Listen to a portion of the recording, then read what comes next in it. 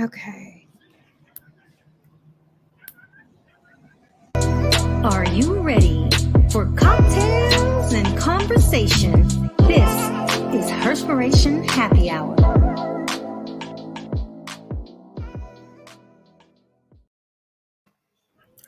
Woo, happy Wednesday and welcome to another episode of Herspiration Happy Hour. This is your unapologetic diva, Dr. G. This is Cortina Peters, aka the girlfriend therapist. Woo, and you know what? It's a Wednesday. It's the middle of the week. You can call it Wind Down Wednesday, Women Crush Wednesday, Working Woman, what is it? Working Women Wednesday. Either way, we are here.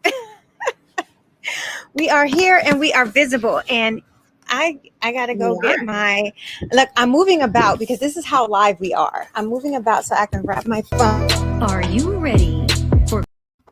And see just how much that is. How quick my fingers hit while I'm making moves. This is the perk of being live, where you get to really see and capture everything. Mm-hmm. So. How are you today? How's your week been so far? Even though we are 3 days into the week, how has it been for you?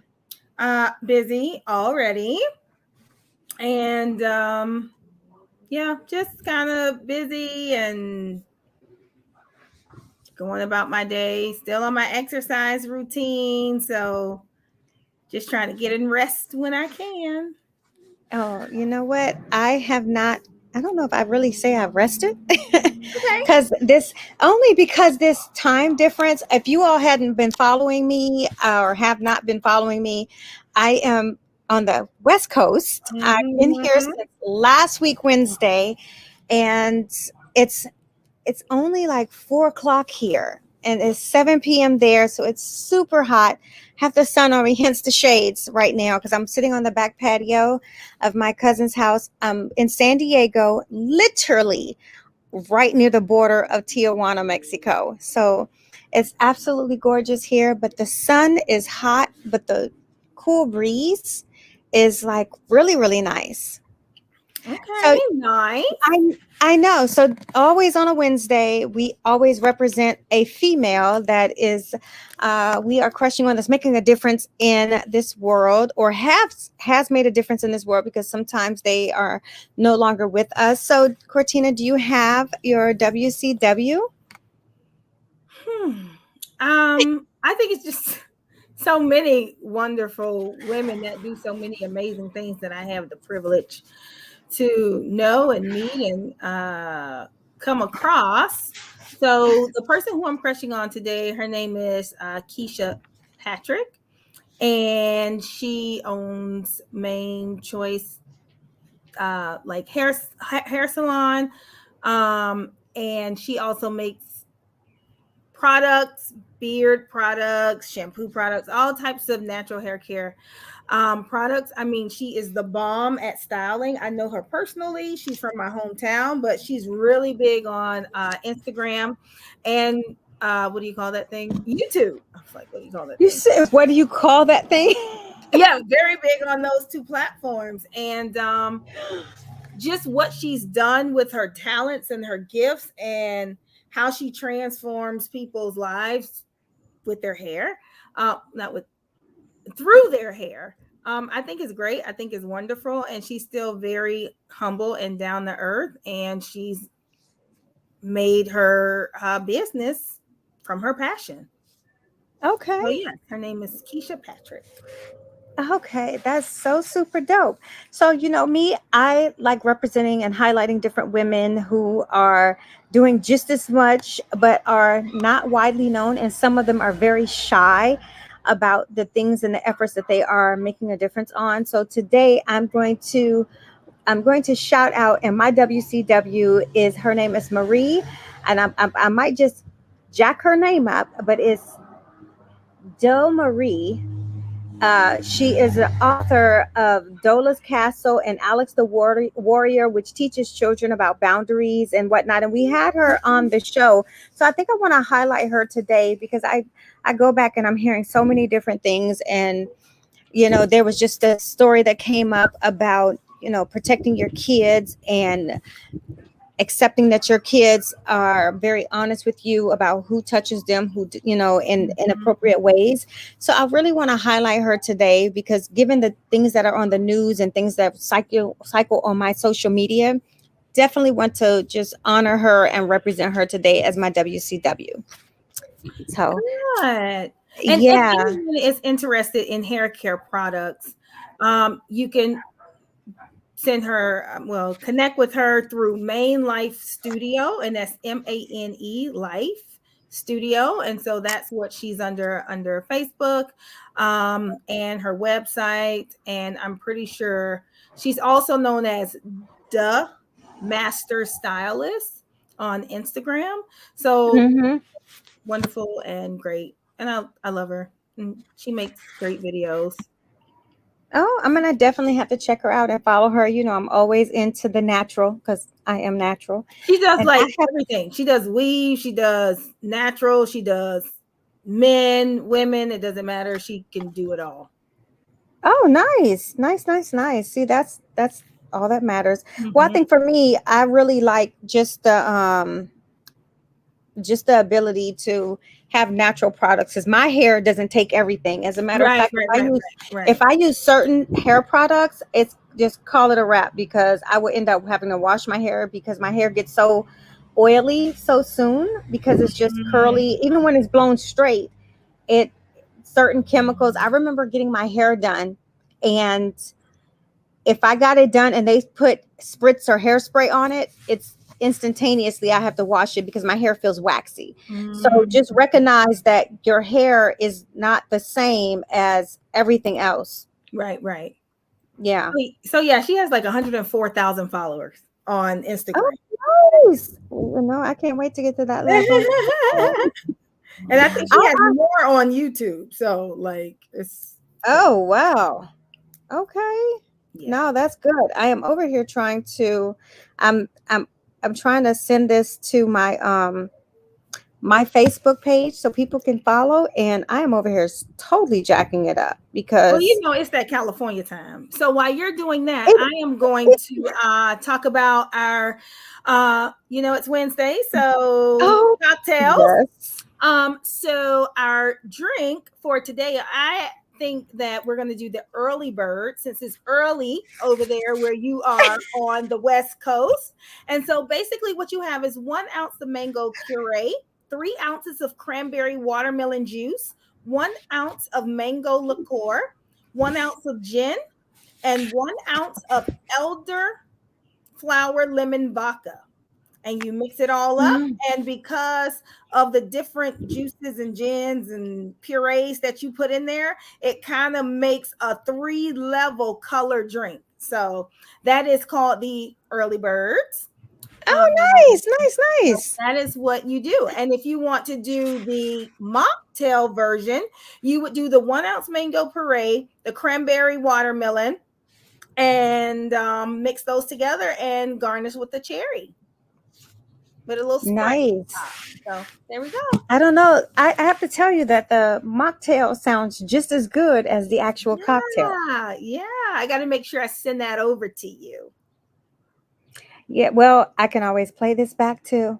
You could I can get, I can totally get that. And I have to tell you, this sun is tearing my ass up.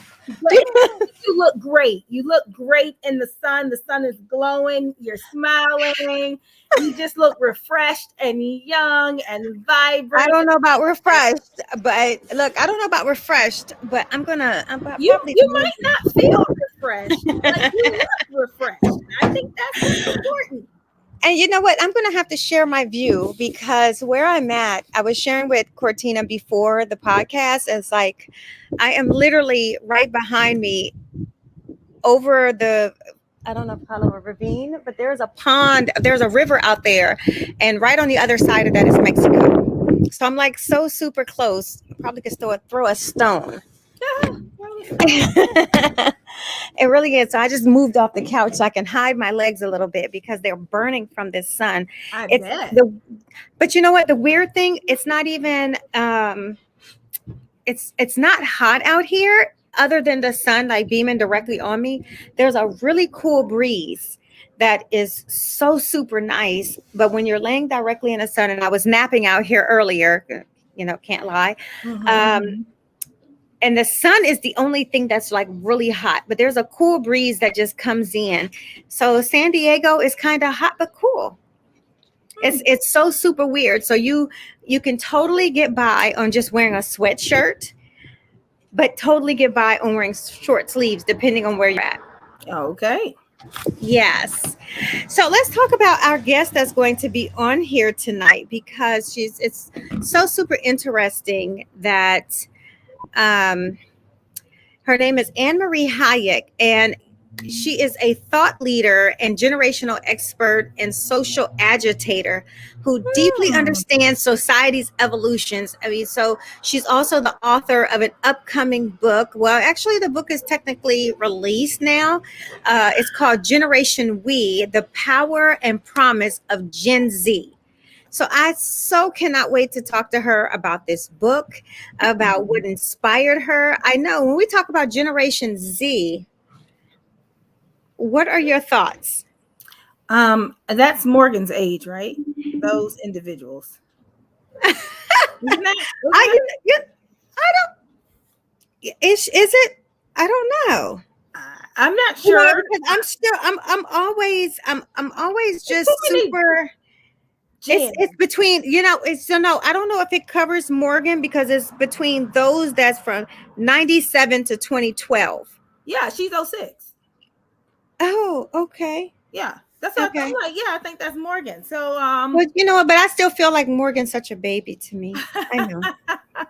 Even though she's super mature, I still feel like that she's not quite grown. You forget about years. I don't really count years mm-hmm. as much as I do. I just look at people.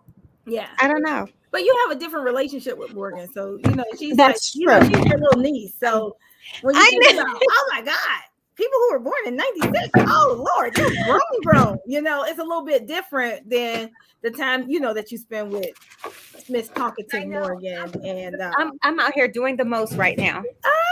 it looked like Freddy Cougar got to your shirt. It ain't Halloween yet. Stop it. So I was trying to, I know everybody, I apologize. I'm trying to move to where the sun isn't directly on me.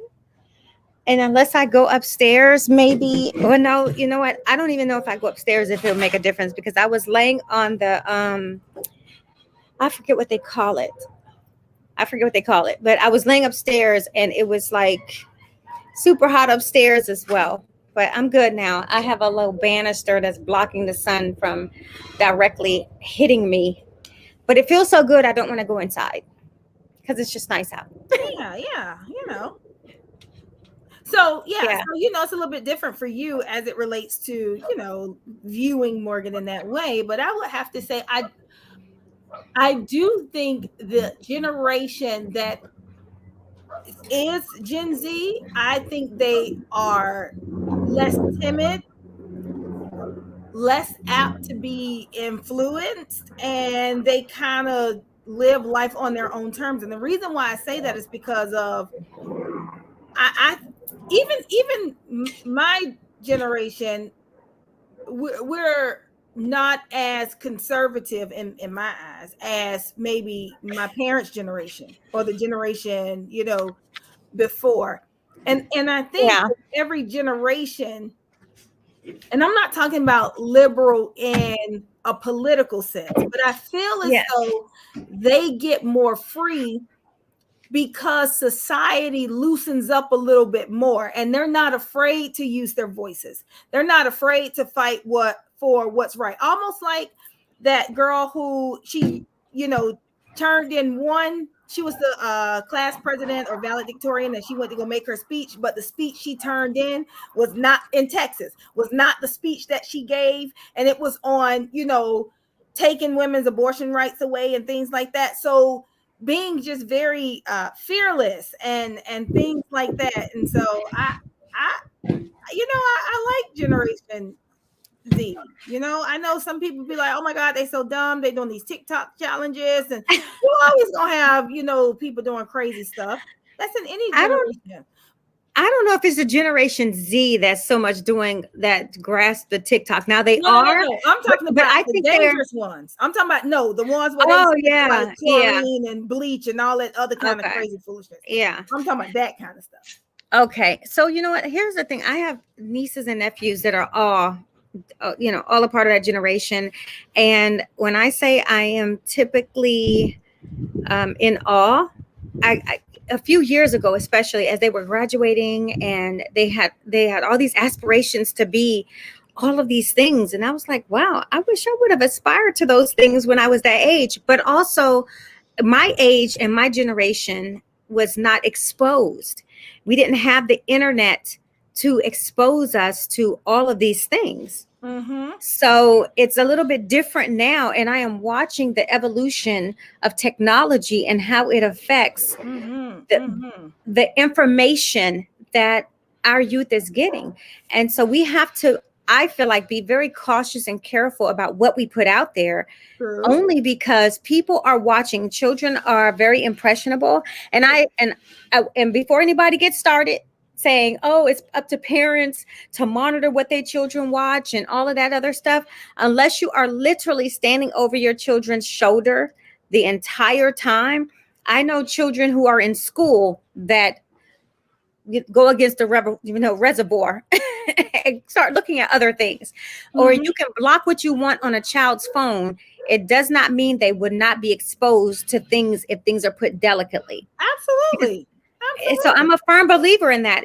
There are things that are very subliminal for our children that make a difference in how they see the world. And I would say normally that we have a responsibility of parents as parents to monitor those things, but it's impossible. Mm-hmm. It really is. It's impossible to monitor every single thing, because when kids are in school, guess what? A lot of them have iPads now. They have access to the internet. And even though it might be, things might be censored, it's censored by words. You keep in mind Right. how technology works. If Right. they're not specifically saying buzzwords to turn things off and to raise red flags, it's so easy to manipulate a child by word usage. This is Mm-hmm. why gaming, like the whole world of internet gaming has become such a thing, because people have found a way to manipulate children through the use of gaming words without even using anything sexual or anything graphic. Mm-hmm. That's true. Yes. And I think looking at the content also, that's overall, I think Generation Z is, and I don't have any research to back up what I'm about to say. So this is totally 100% Cortina's point of view. I think they are less conservative than previous generations. And the reason why I say that is because they're more inclusive of Mm. LGBTQ communities. They are more open-minded about different things. I think even when it comes to religious standpoints and the rigidity that normally is around, when we're talking about political conservatives, I think Generation Zers can be conservatives as far as political is concerned, but not overly oppressive, if that makes sense, in the policies that they are interested in. Mm-hmm. That's just my own personal. That's just my own personal opinion. So then, and please forgive me, y'all, because I don't keep up with all this generation numbers. I don't even know what generation I'm in, so I don't subscribe to those type of things. I probably should, but I don't. Because I think, what are we, Generation X? I don't know. What is our I generation? don't even know. See, that's the thing. I guess, and just like I don't subscribe to all of the types of hair, I don't subscribe to all of these generation I just knew alphabets. I just knew Generation Z because Morgan always talks No, about I know Gen X too. Generation Z. I heard of Gen X, and I think maybe that's what we are. So look, and that's okay. Might be It's a, millennials. you said I don't know. Generation I don't X. know. I have no idea. Oh no, So Gen X is the mid 60s to the early 80s. I'm Gen X. How about that? I would say that Really? Gen X, yes. Like you said, really, like Because some uh Gen X. yeah. Yeah, so that's a if from the 1960s to the 80s, you're Gen X. Oh, okay. I'm No. just saying. Hmm. I don't know. Okay. I absolutely did not know that. And you know what? I want to hear who else did not know or curious to what they are. Because what were you? I'm not even going to go back to my phone to look right now. But what were they before the 60s? Was there a name for them or baby boomers? Maybe Baby that's what it boomers. was. Baby boomers. Baby boomers was probably before the 60s. And then It after was. 60s is Gen X. But I need to know, and I'm curious, and I'm going to look after this podcast, is to find out what started these naming conventions. Mhm. I'm curious to know what started these naming conventions. If you know, please hit me on the inbox or just in the comments or the feedback, because I would love if you have a website or anything. I'm just curious to know because honestly, I don't know. Really and honestly, I don't give a damn, but I do because I'm very curious minded. Mhm. I don't care to know the generation. I'm just curious about the information. So I would Mhm. love it if you could Mhm. share a website that has a breakdown, especially of where all of these things came from. And now they're The starting over. It was just really cool. They have Gen A. So Generation A is what 2012 through 2025. People who not even born yet, but they will be part of Generation A. interesting. Yeah, yeah. And then for Generation Y, they have Generation Y.1 and Generation Hmm. Y.2. And Oh my Generation goodness. Y is also known as millennials as well. So it's Generation Y, Gen Y, or millennials. Yep. And so yeah. You know what? So while we wait, because our guests might be having some issues. I mean, our by the way, please forgive us because right now it's only two of us. Typically, it's three of us. Louisa is having some mechanical issues with her vehicle. I mean, more or less, not even mechanical, a tire issue with her vehicle. So she's hoping to join us Mm-hmm. soon. So I wanted to put that out there, and so we're checking in on our guest for today to make sure that that she's coming and that she's not having any issues with logging on. In the interim, I'm really curious about this conversation Right? because I only because let me explain something to you. When I look at the trajectory of knowledge and what we are exposed to, Mm-hmm. I can speak from my point of view, but I'm also someone who's watching diligently the evolution of technology and how it affects our youth and what we've been able to do and what they've been able to do. Just like Mm-hmm. I know when I was growing up, oh, the encyclopedia was my best friend. What the hell ever happened to encyclopedias? Or card catalogs, because everything became digital. And then and you remember where you had to used to go to the library and they had the what do you call it machines that had the microfiche? Yeah. Yeah, you had to go to microfiche to find like articles from Yeah. back in the Back in the day. 30s Yeah. and 40s and Mm-hmm. whatnot. And Yeah. all of that is now digital. All electronic. So does it make the generation lazy? I think that's a really great conversation. Do you think No, technology is making future generations or current generations and future generations lazy? no, I think it makes them more efficient How?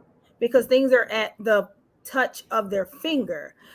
I wouldn't say lazy in a sense of gathering information. I would say maybe you have to look at, okay, if they're having more time, because I can sit at my computer and I don't have to get up and go to the card catalog and figure out in the library where this book is and then go to that area and realize that it's not there. Okay, or having to go through and research and find these things, and I can just get a subscription to this, to peer review articles and journals and historical things and data. Now I'm just like, okay, everything is at my fingertips and I can use it. Now, for some people who may not have that extra motivation, maybe they would have not continued to look. Maybe they would have gave up. Maybe they would have stopped. I think it depends on individually,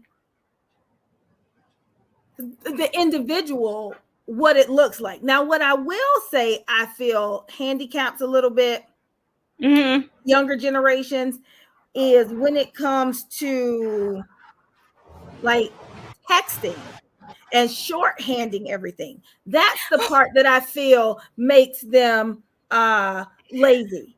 So Yes. shorthanding everything. But when it comes to being more efficient at writing a paper, doing a job, I think technology in that regard is great because it puts now more of the world at our fingertips Yeah. versus texting and it's like straight and you spelling it STR and the number 8 straight. Like, no, Oh, that's I not how get you that spell it. though.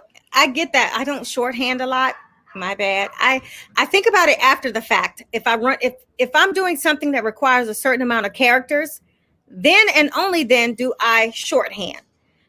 Otherwise, I have to think too hard to shorthand messages. But I The guess other thing that go okay, ahead. I guess I'm saying in regards to when it says making them lazy, making sure that children are still learning and that they're not writing college papers shorthand. Like True. knowing the balance between, okay, text saying you shorthanded, but that's not translating over to academia. Like, no.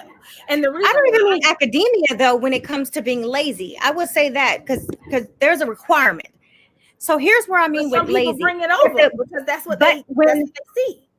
Yeah, the unfortunate part is technology does fail. And I've been in It positions does. I've been in positions where I've worked with people and things and technology fails and they are lost. Mhm. And because I'm old school, at that point I can say like I'm old school. Here's what you do. Especially when I worked for the federal government before everything was paperless. We Mhm. had paper. But technology is not always a given. Things go down. That's And true. something as simple as I need to do some research. My computer goes down. All of a sudden it's like I can't do anything.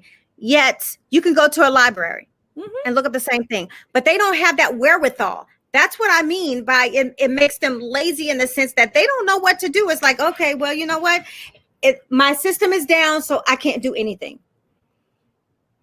I I mean, wish that was the answer of what I knew, but I'm grateful that I didn't grow up in a world of technology where it made me handicapped, where I don't know because I know how to get ahead. I know how to keep the constant flow of information. Libraries are still very active. Libraries are still access to things.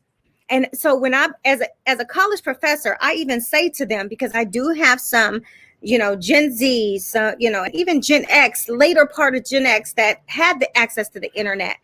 I still say library time because you might need it. Because if something else fails or you cannot access it, that's what it is. well, I think with any new discovery or how we move forward in the future, there's always going to be pros and cons with certain things. Oh, of course. So that's just one of the drawbacks. But 50 years from now, they might not even know what a library is. Like, Might not be. It might not exist. it's gonna be like a fossil. Like, what? Like how we look at, back in the days, of outhouse. Who the hell finna use that? And then people back, who was in Did you just between say that. outhouse? Yes, that was in between that outhouse phase and that indoor plumbing phase. They might be like, what if the toilet clogged? Like, we need to go back to this outhouse. So it's that little bit of Yeah. transition where it's like, I like this because this is for sure. We outside. We don't got to worry about the house flooding. Now we in indoor plumbing. Now the house is flooding. Like, this is a problem. Like, what you gonna do? So it's kind of gonna be like that. I remember taking Morgan to the library, and I got her first library, what do you call that, library card, with the Yes. Orange County Public Library, because I just wanted her to experience it. I wanted her to see it. I wanted her to know it. I remember when my mom bought a new typewriter, I was so excited. Like, it wasn't like the keys looked like what a computer keyboard looked like, right? And so Mm-hmm. I didn't have to like type like with the individual letters anymore. I was like, oh my God, this is so cool. And then it had like the autocorrect where I didn't have to, put the little whiteout in between the little thing. It automatically had like the built-in whiteout thing, so I could go back. Like, The that was backspace, so dope. right? That when they came out with the backspace, oh my God, it was so dope. I absolutely love that. So it was like, oh my God. Now I'm like, who the hell finna use the typewriter? Should I give me my computer, touch screen, everything? I mean, you know what? If the backlight goes out, I might be in trouble. But for the most part, and with bigger companies, they have backup systems and all of that other stuff that they do. And with technology now, you can be out, but they'll get you back up and running. Yeah, but you know what? There are still agencies, federal agencies, that still use the typewriter for certain documentation to this Oh, day. yeah. I think that's still so super dope to me. They Am put I, you in job for that. it's probably one of those advanced ones. You know what? Because No, because I need if spell you check. look at it, no. So I mean, I'm not At, using at the any typewriter. rate, I think, but you never know. So here's the thing: history repeats itself. But in the times where we are at now, history repeats itself with updates. So it makes it better. So we never know what kind of typewriter now. Well, although they've used them, like some real old school ones that I've seen. But no, what I'm saying is that when someone comes back and they introduce or reintroduce the typewriter, you never know what can be a part of it, because it can be connected to a, what do you call it? The internet and the computer, Mhm. and then you type it out. That's an idea for somebody who is a high tech person. Well, But I no, would just call you that just like never know. I would just say it's like a hybrid between the old school typewriter and the computer. So it's still Exactly. technology, but I'm talking about It old is school, technology, like like what they typewriter still that I use was right now. excited Yes. to have 30 years ago. Like, Oh my God. oh no, I'm not going back there. Like, I know the some of the people that came over, they like, oh no, I'm not using the outhouse. No, we not doing No way in hell I would use an outhouse. I pee outside first. You know what? Look, I'm a soldier first at any given time. I learned how to be resourceful if you have to go to the bathroom. I don't feel comfortable in an outhouse. It's like, seriously, I don't know. I think it's something. I'm not claustrophobic, but at the same time, closing me in with other people's shit yeah. and piss, excuse my language, y'all, don't sit right with me. Well, a porta And potty so, is almost like an outhouse to me.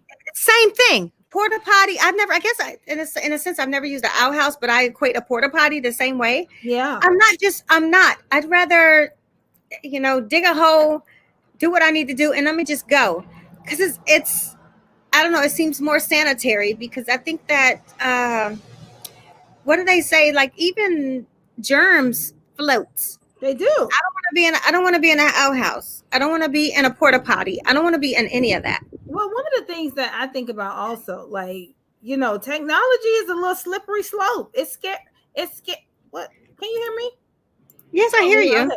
It's scary because now I'm seeing some of the like scientific advancements they're looking at. Like, that's scary. Like, don't bring Jurassic Park back. Like, they have this woolly mammoth that, I mean, no, not the woolly mammoth, but like some woolly mammoth DNA, and they're really thinking about bringing it back. Like, I remember when Dolly, the goat, or the sheep, Dolly the sheep, when they made a clone. I was Oh like, yeah, they cloned the sheep. They cloned the child. They cloned the whole child, and she's living, and so is the sheep.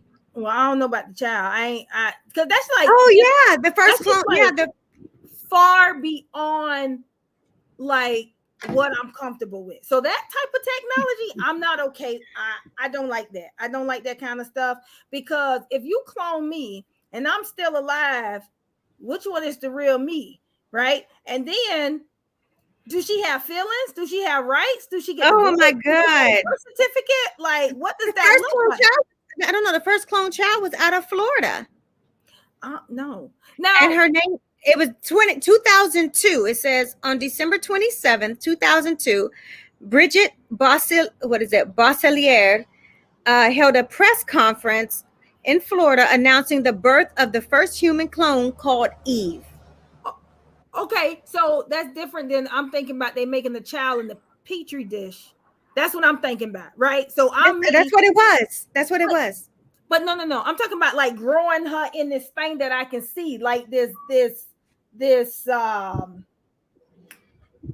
bulb of water that I can see her actually Oh, growing. But somebody gave birth to her, so they must be took the DNA from or the cells from. Did they take it from a dead child or from who they took the? oh no! I think they took it. It was like an embryo. I think they took it from an embryo or whatever. This is probably back in the day. But Dolly the sheep is no longer living. Yeah, she died. Yeah, she died in 2003 at the age of 6. Yeah, but so when I'm talking about Crazy. cloning, I'm talking about the way they did. Dolly the sheep. Yeah, like the same, like, oh hell no, like I got somebody that looked just like me because you cloned me, and now we like, I robot, and all of them look the same, but they all look like me. Who is the real me? Like, I'm the real me. Like, how can you Oh, dispute that? Like, no, that just don't know. Let's just stay where we at. Let's not make no more. Like, even this going to space, I'm not even comfortable with that, right? Because y'all might open a portal, bring the aliens back, and now we under attack. Now it's the end of the world. Now we oh gotta my try and God. figure out a This way is to. not this is not like what Avengers. I believe in aliens. So I do believe if we shake up the universe a little bit, they're gonna see us moving around up there and get curious and want to stop by Earth. You think they are not already here? They probably are. That they not They are. that they I'm just saying that they have not already Mm-mm. been here, that Oh, you they've got the not been good ones here here. The good before ones us. are here.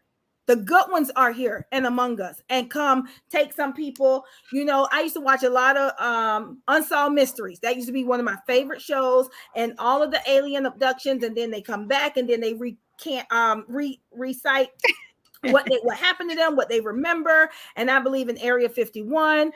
I believe that we have aliens that we have captured somewhere, the Lost Files, the X Files. I believe in all that. But I think we got the good ones that are not harmful to us. But if we keep on circling around in the universe and taking people up there, I think maybe the not so good ones will be aware and want to cause us harm. That is just my thought. You just took it to a whole nother level. Okay. You just literally took it to a whole other level. I can't even. I do not like. Look, I don't want nobody to I be don't know. like, we thought the girlfriend therapist. We thought she was saying, I'm not QAnon. Okay, I don't believe in like President Biden is not really President Biden because somebody said President Biden is in prison. This is one of the QAnon people what they said, and it is an actor posing as President Biden. I was like, and these people really believe this. So that's not me. It might be some people out there saying, damn, she really believes there's aliens. I sure do. I believe that we are not the only life source out here. I'm a firm believer in that. I guess so. If I was not a believer, I was a believer when I went to Egypt because some of the things and the phenomenons that's out there seem impossible for humans to do. And they have I don't know. They have different exhibits of different things that's out there, and whenever I've traveled, it just makes me wonder, like, really, where is the superhuman strength to be able to accomplish some of these things that are here in the U.S. Mm-hmm. That and how do you reduplicate those things, or duplicate those things in various places, like pyramids? If you've never seen a pyramid, let me explain something to you. One stone that shapes a pyramid is inhumanly possible to move unless you have, I don't know, because pyramids are stacked. So Yeah. I'm just trying to figure out back then where they're before there was cranes and all of these other things. How the hell were they creating these statues or these pyramids? You know, they And these, I mean, you look at the Washington Monument. The Washington Monument was built in layers. Out in Egypt, there's areas where it's just one solid stone lifted Mhm. up. It's like, who is lifting these things?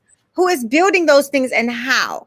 I, If they're getting up there, how are they getting down? Possibly rope. I don't know. But there are so many things that makes you feel wonder. like it's, yeah, it does. I think And when you read about it, they talk about aliens and all of those things. Am I a believer? It's not that I believe in aliens, but I do not believe in aliens because I feel like I would be ignorant to feel like we are the only life force right. here. There's animals, there's insects, which I totally hate. There there are there are plant Some people life. don't believe in dinosaurs. I believe in dinosaurs. Well, I believe in dinosaurs because Some um people don't. their historic bones and whatnot Some people that don't. Some people believe lead the earth to is them. flat. And that's true. So, I mean, look, I don't I think it was the Egyptians, the black ones built the pyramids. That's just what I believe. I do think as a species we're smarter, but we're not as strong as we used to be. Why? Yeah. Because of evolution. As far as like, we not like, well, we were never like cavemen, but like Cro-Magnon, like back in those days where they was Yeah. like thrown like ox and bull. Now we don't have to do all that physical manual labor, so we lost some of that because now we're more, I don't want, this sounds weird, domesticated, right? So even though you might be doing work in the field, you are not doing nearly as much as what people did like back in the back day, you know, Yeah. like walking 100 miles herding sheep. Who doing that? Like in the Some sun, people still do, but in the some people desert. still do. But Some people still do. right, In but not a lot some of us. countries, in some third world countries, they still do. They In do, some, but I don't think it even is as hard now as it was in Jesus' days. Some people don't believe in Jesus, but I'm just saying, like back in those. I don't know. It's hard to say. I don't know what it was like to live back in his day. So no, I don't know. But I think that what was hard then is potentially hard, but in a different way now. Is Yeah, that makes sense? yeah. The Yeah. hardness might be a different hard or a different way. So for example, I think the generation, what is that, Generation Z we were talking about? Yeah. Gen I Z. think, Yes. and I'm not saying this in a negative way, I think they are more emotional than my generation, or generations prior. And the only reason why I say this is because, one, they're more in touch with their emotions, so they're much more able to verbalize, where our generation did not necessarily have the freedom to verbalize, or maybe the words to put with what we really feel. We just had to go through it. Well, I mean, this is what happens, but now they're like, no, I think I feel depressed, or I'm feeling sad. I think they verbalize their emotionality more than we did. I'm not going to say they're more emotional, but they verbalize it more. But Do you think that? Do you think? No. Let me, before you give your example. Do you think that they've shaped some of the need for therapy? This new generation, or no? Or is it the generation after them that has shaped the need for therapy? No, only because Or at least for identity purposes. Let's go there for identity purposes, because we know that that's still very new. Everybody needs some level of therapy from, because I was gonna say, I in don't work some with kids, sense. so that's not the generation that Yeah. I work with. So, and I think that, I guess when I look at, it's in a day and time where it might be even after this generation, because what the generation went through 2012. Yeah. Okay, so I absolutely think that what's the generation after Gen Z? Generation A, Gen A. Are you sure it's Gen A? It's I Gen don't A. know. At any rate, I think the current Yeah, generation. it's 20. It's 2012 through 2025. Okay, it's Gen A. Gen A. Okay, it could have been XY for all I know. I don't know.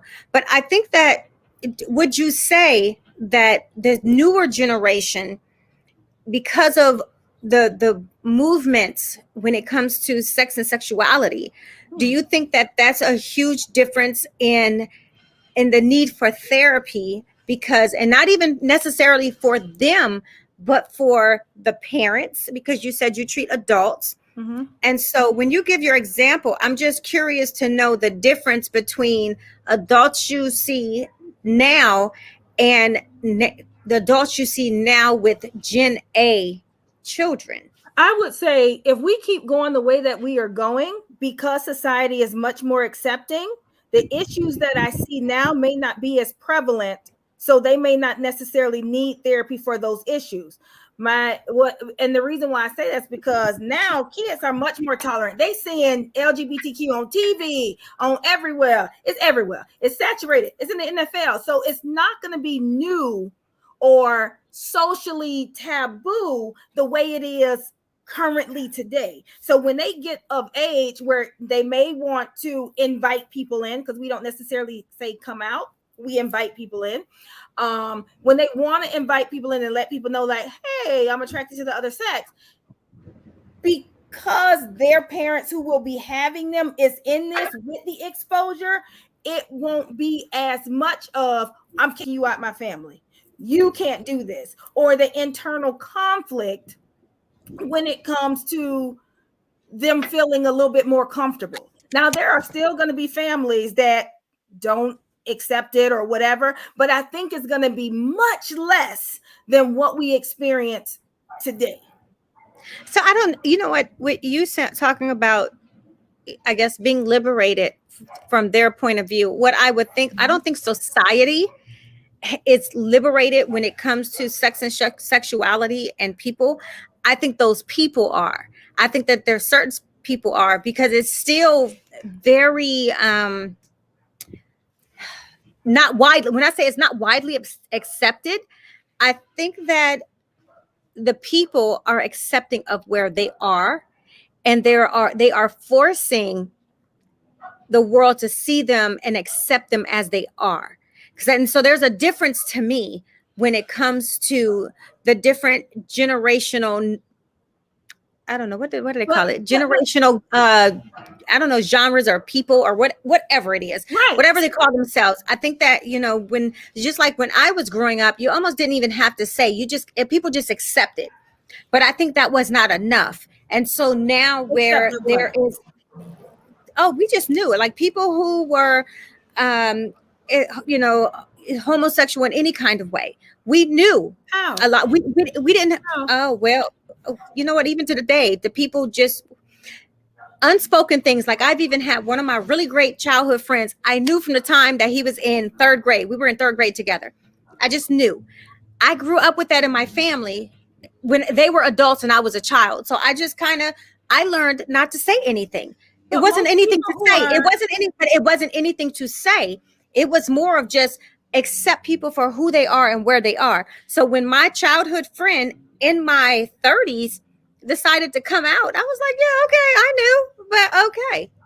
I didn't care. But I think that's a small percentage, because if you look at the let me just say gay and lesbian, not trans, but when you look at the numbers of individuals, most of them you cannot, you won't know unless they share that with you. And I guess because I'm aware of that because of my field and working around individuals who identify, you would not know. That is the majority of that community.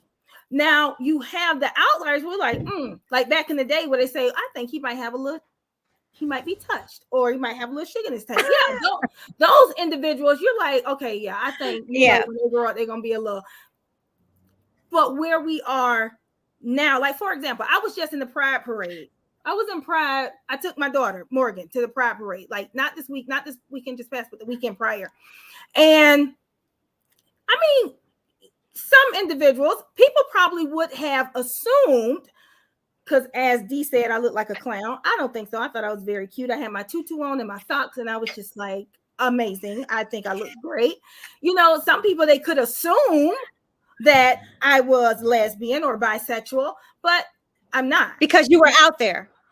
Not even because I was out there, but maybe because I was promoting it. And when I was explaining it to somebody, I was like, it's almost like seeing a white person at Black Lives Matter. They're not black, but they're that's so true. You know what I'm saying? So it's the same thing. So I'm out there with the Black Health Commission, and because I just think that, no one should be outcast or ostracized for anything. And going back to the point that you were making, the reason why I say they won't have or the stigma will be less is because it's much more exposure, regardless of who's pushing it, regardless of if it's Lil Nas X, regardless. The fact remains that it's in your face. It's in cartoons. It's in Disney. They making Superman bisexual or whatever they're making him. So you used to did not see this on TV. It wasn't on TV. That's true. Well, now for the younger generation, it's not going to be a foreign concept to them,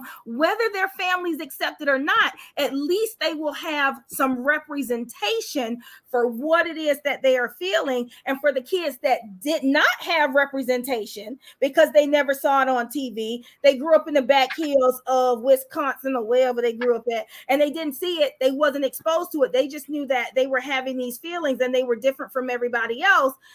It's much more harder to explain versus the kids that are now like, oh yeah, Superman bisexual. Okay, well, you got Disney movie where you got the two dads, and then you got this over here. And so that's why I say, regardless of who's pushing it, the message is out there. Yeah. Now it's up to parents to be supportive of their children. Like, for example, anytime I'm asking Morgan, I say, you got a boyfriend? You got a girlfriend? Because I don't ever want her to feel that I have a expectation for her that she can't live up to if she feels as though she wants to have a girlfriend. Like, I don't ever want to put that pressure on her. Damn what I feel. It's about, okay, I want you to be, like your name says, Morgan, I want you to be your unapologetic self. I don't want you to feel like you have to live up to what I want you to do. I just want you to be happy in life, because happy people are adjusted people. People who are so bent on, I got to please my mama, I got to do this, I can't shame the family, I can't do that. They live miserably because they don't even know who they are, because they can't live in their truth. And some people have not been living in their truths for so long that I don't even know what my truth is no more. I don't even know what that looks like. But you know what? In saying that, that resonates even with me on a level where, you live up to other people's expectations constantly. Yeah. And you become the yes person. Sure, I'll do this. Yes, I'll believe what you want me to believe. Yes, I won't love myself enough. I'm going to give all of myself. I totally get that. Yeah. And it's such an unhealthy place to be. Absolutely. And that's one of the, hello, you see unapologetic for a reason, because I march at the beat of my own drum. I've exhausted myself in losing myself for at the gain of other people's happiness. And I think that's powerful. That's something that's something that I won't do, but it's also for a long time. And people who are watching, hear me clear. I did that for so long that I grew up in a toxic space internally because I didn't know who I was. Right. And I had to put everything else aside and figure out who the hell is Pam. Not Dr. Pam, not anyone else, but just Pam. Not Pam who's successful, not Pam who's climbed all of these things and made all these accomplishments. I had to find out who I was, and I did not like it. I didn't like the process. I didn't like what I had to learn about myself, and I had to accept that I absolutely lived in a toxic place for over 20 years of my life. It's the worst thing you can ever do. And so now, it might seem as if I'm cold or that I don't care. It's not that. I just learned to love me first and put myself first. Am I willing to go all out for other people? Anybody who knows me knows that I will give you the shirt off my back, but I won't do it at the expense of my Of peace, you, right, and right. at the expense of my joy, and at the expense of me losing who I am as a person, because I know who I am. I know what I'm capable of. And some people take advantage of that. But then that's also why when I developed the pedestal philosophy is that I sit on my own pedestal. It's, Mm-hmm. I can Mm-hmm. look down and I'm human. I don't want anybody else to see me as perfect. Fuck all Right, that. No, right. I'm so flawed. I'm not going to be what you want me to be. I'm not going to be perfect. But what I will be and what people need to appreciate is that I will always be me.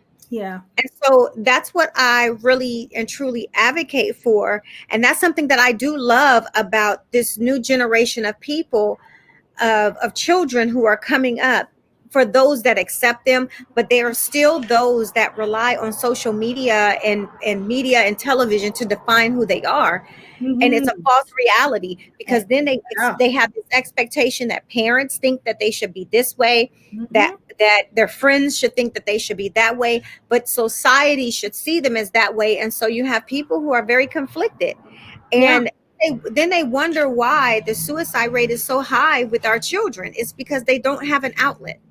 They don't have an outlet to be themselves because they're so busy trying to live at the expectation of whatever their parent want them to be, I and do it's think not that that TikTok space. and that Instagram is detrimental. I think it Oh, can be helpful, but I think that especially for younger generations, because they do see the Instagram models and the influencers. And one thing that I tell people, because I know some influencers and models, that's not their life. Like they're texting you, can I get X, Y, and Z until like, yeah, you see all this. It looks great, doesn't it? However, it's a facade. Their life is not perfect. Them getting their boobs done and their body done does not make their life complete, right? Because true. even people who have boobs and butt, guess what? They still get cheated on anyway. So if you're trying to live up, I'm serious. You know what I'm saying? With somebody who flat as a pancake. So it really doesn't matter. If you want to get that stuff done, do it because that's what you want to do and not because you're trying to get the attention of somebody else. But because we do live in a very what they call it, Materialistic, or that and clout chasing. Okay, everybody's trying oh, to, a lot, well, not everybody, but some people, they just want that. So they put out these personas and these fake realities.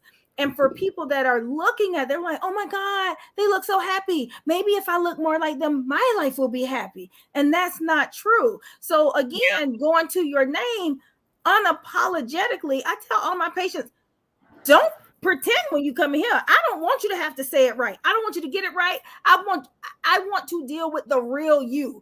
Be yeah, your unfiltered, unapologetic self when you come in and live life that way. If people don't accept you, the hell with them people. Because guess what? You want them to accept the fake you? Like, that's not right. I want people who love the real me.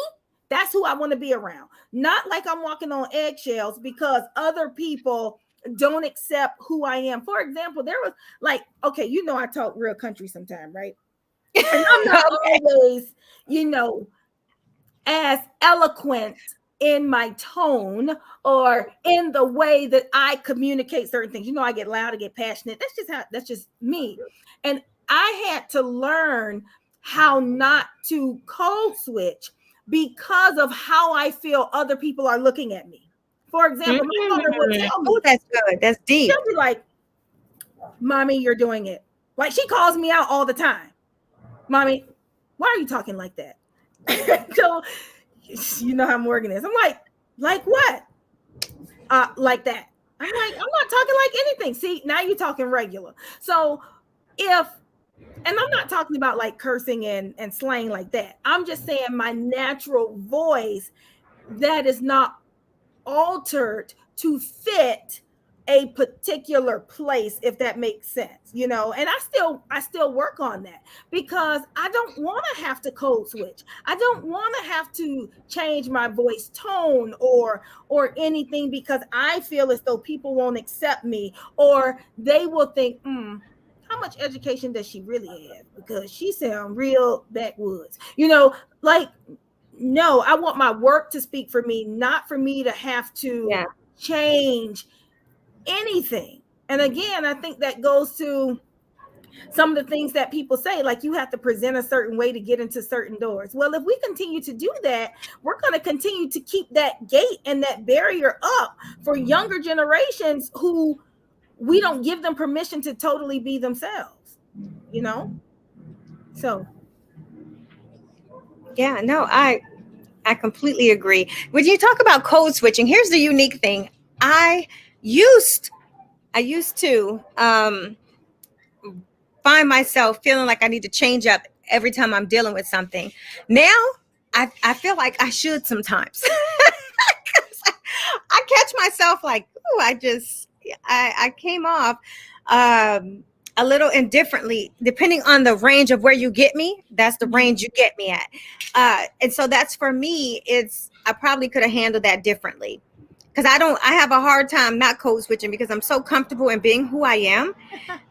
But no matter what, I think I'm always proper. I don't really do slang, even though and I so sometimes people might say something to me and I'm like, I have no idea what that is. I'm so not hip to slang, terrible at it. So even Jay might say stuff to me and I'm like, what does that mean? Because I'm not used to, I'm telling you, I'm not used to that.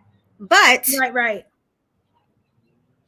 sometimes other stuff comes out and I'm like, if you piss me off to the wrong thing, it is like a very proper way of cussing you out. But then I have to catch myself and say, damn, I could have been a little more um, nice about things. But that's not, I'm so used to delivering myself. So I feel like that's like a blessing and a curse to be myself. Right, Because right. I do think that, you have to be mindful of the place that you are in. Mm-hmm. It doesn't make me any less proper or use any word to go down for what I am. But I think I also like just naturally being myself. And then people shockingly are surprised when, I either, because sometimes I just introduce myself as Pam or Pamela. And then if they say, do you have a business card or something? And then they see doctor in front of the name. And then it's like, oh, I didn't know you had a doctorate. So yeah, okay. That I Well, it's do. almost like when I went to the ENT Yeah. doctor, and I don't know what I was dressed like, but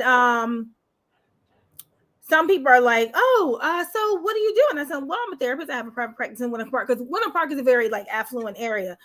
Yes.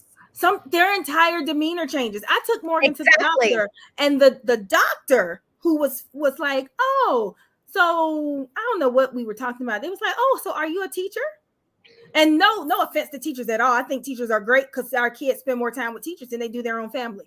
But I was like, I wonder what would make them assume that versus, first asking, okay, what do you do?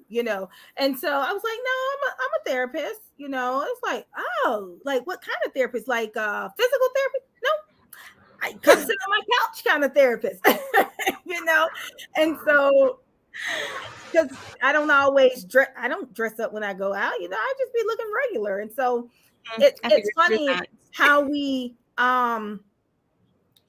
judge people based on Yeah. what they look like, you know what I'm saying? And so I think we're all guilty of it at some point in time. But when it happens to us, it's almost like, dang, oh, okay. Like, or some people are surprised on the other side. Like, for example, because you are so down to earth and you are just Pam sometimes, some people might be like, damn, she a dope ass doctor. Like, oh, you a doctor. Yeah. Oh, that's cool. Like, you're not like all uppity and like some people get like, "Ugh, I'm a doctor. Like, Oh no. yeah. Yeah, I know. I totally agree. I totally agree. But you know what? You're so right on point. I remember when I first started working at the State Department, and I shared this in one of my books, and I was just like, what in the world? I had homework because I was towards the end of my doctoral program. Or yeah, it was in my last year of my doctoral program. And somebody asked me, "Hey, what are you doing over the weekend?" I was like, "I have homework to do." And he was like, "Oh, so you're getting your bachelor's?" And I was like, "No." Yeah. I was like, "No, And he was like, cut me off, totally cut me off. "Oh, so you're getting your master's?" I was like, "No, I'm not. I'm going." Not I that said, either. and he cut me off again. And do you know he reduced it all the way down to a certificate? Oh, Associate? a certificate. Damn. He said, "Oh, so you're getting a certificate." I was like, hold up, you go from bachelor's, master's to a damn certificate. And I was like, "No, I'm working. I'm in the last year of getting my doctorate." And he was like, "Oh, that's impressive." Because I'm black. Mm. And isn't that not terrible from a black guy? Oh. Oh, that's It's insult to not injury.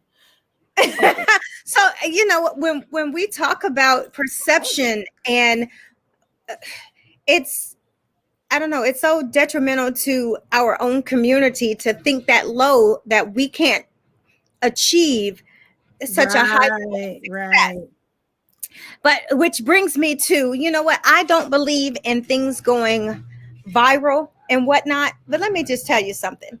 I posted recently about, when I was doing the Jack and Joe reading out, and it's so weird. I'm in Orange County. I was in Orange County, California, Orange County, not Florida, Orange County, but I was in Jack and Jill, Orange County, and I was reading to their kids of the chapter in Orange County. And I posted the video originally. Before then, I had posted, I guess, just a post where I talked about the people, young children that I met. I met the future. Oh, yeah, the future. Yeah, I saw that. Civil rights attorney, astronaut, pilot, Yeah, I saw all that. of that. And so then I was going through all of my videos on my phone because I'm posting for social media, and I came across where it was recorded and you can hear it from the kid's voice. And I was like, "Oh my God, this is that like so today, I think, or today, or I did. I posted it today. I saw it. And I was like, it made me feel so good to see young Black and brown children in an organization where equity is discussed and equity is given. So when I say I was just in awe, I was so impressed. I was like, "Oh my God." And I won't even say impressed is the word. I was just in a zone and proud to be someone who is giving life that also nurtures that for children who don't see that, that's outside of such an organization right. that pours into children to be more, because these children ranged in age, but they were like, I think maybe second and third graders. And when you hear a young child say, "I want to be a civil rights attorney," come on now. Come on. Well, and you hear them saying a doctor and a paramedic and things that are not typically fed into children. And it made me feel really good, considering I just wrote a book called Break Barriers. And one of the reasons why I made it, I published it, was because I wanted Black and brown children to see themselves differently. And so I wanted them to strive high. So instead of putting doctor, I put nurse, I put a surgeon. Yeah. Instead of putting lawyer, I put judge. And I put veterinarian. Instead of just being a landowner, be a farmer. Own your land and produce things that's going to feed our community, because you just never know. It's like, how do you feed to get us to our Black Wall Street?